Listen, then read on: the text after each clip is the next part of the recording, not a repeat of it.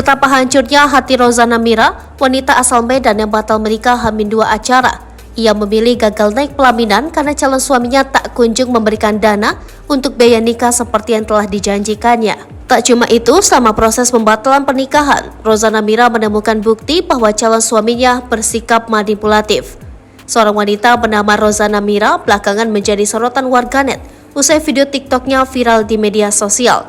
Melalui akun TikToknya, namira.mua, Roza Namira membagikan kisahnya membatalkan pernikahan dengan mantan kekasihnya saat H-2 pernikahan. Meski demikian, acara tersebut tetap berlangsung tanpa adanya pengantin pria. Roza Namira yang kesehariannya bekerja sebagai MUA di Medan tersebut membatalkan pernikahannya bukan tanpa alasan. Apalagi menurut pengakuannya, persiapan pernikahan tersebut sudah mencapai 90%. Hal itulah yang kemudian membuat Namira melanjutkan pernikahannya.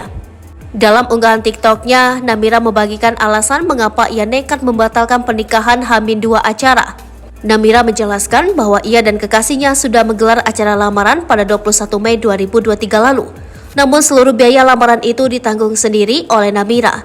Namira dan mantan kekasihnya seharusnya menikah pada tanggal 23 Juli 2023.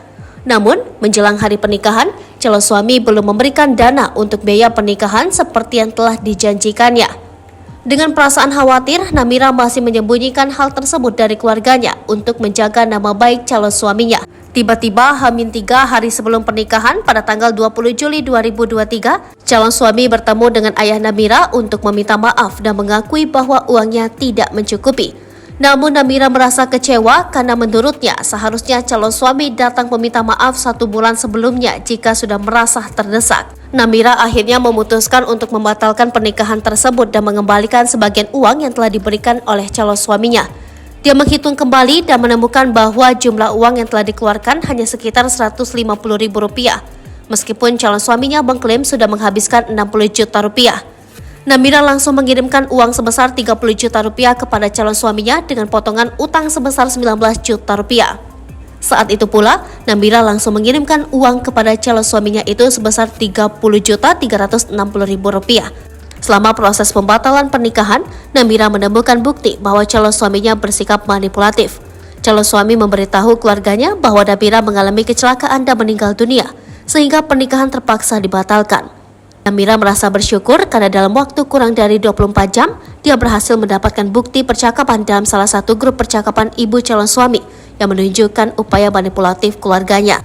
Keluarga calon suami bahkan mengatakan bahwa Namira sudah meninggal dunia. Namira pun menunjukkan bukti percakapan tersebut melalui WhatsApp. Namira juga merasa bersyukur karena mendapatkan bukti-bukti ini satu persatu tanpa harus mencarinya sendiri. Meskipun pernikahan dibatalkan, Namira dan keluarganya tetap melanjutkan resepsi pernikahan tanpa kehadiran pengantin pria. Namira merasa malu atas situasi ini, tetapi mereka memutuskan untuk melanjutkan acara resepsi karena vendor-vendor sudah dibayar. Dalam unggahan itu, Namira tampak foto bersama keluarganya di atas pelaminan tanpa pengantin pria, dan semua anggota keluarga wanita mengenakan busana merah marun, sementara para pria mengenakan busana hitam dengan songket. Tak hanya itu, video saat Namira dan keluarga menikmati acara tersebut juga diunggah di media sosial Namira.